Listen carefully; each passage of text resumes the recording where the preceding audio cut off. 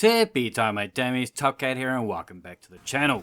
Today's build is a somewhat forgotten one. It got nerfed into the ground during Shadow Keep, but this season it finally got some functionality added back to it. I've been using it against bosses like Ute, Iktar in the Ghost of the Deep Dungeon, both Galrain and Kaido in Duality Dungeon, but against Crota I've been hitting over 8 million in damage. This is the tits.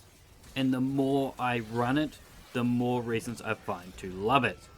The exotic is the sealed Ahamkara Grasps, and its perk is Nightmare Fuel.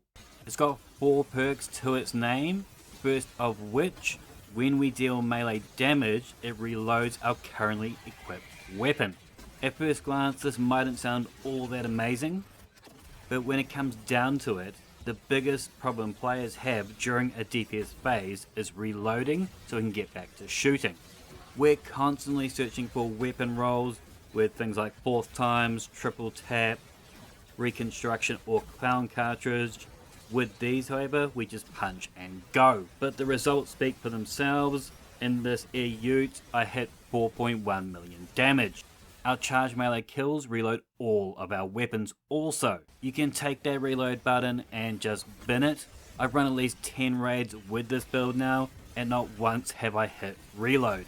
Especially when I play it with my roly-poly hunter. It also provides a large airborne effectiveness stat for all, yes all of your weapons, and buffs your movement speed and jump height after dealing melee damage. This jump height bonus matches our coveted Stompy's jump. Is this practical? Yes. The more you run it, the more uses you're going to find for it. And with DPS on level with both my Star Eaters and Foe Tracer builds is definitely worth a crack. But straight up, you're going to want the Legend of Acreus. For those who own it, you know how strong it is. But for those who don't, it is the Butler's arm in Scary Movie. Grab my strong arm, child. A couple of seasons back, Bungo gave it Trench Barrel. And we were like, no frickin' way. And Bungie were like, yes way. This increases the damage of its attacks by 50%.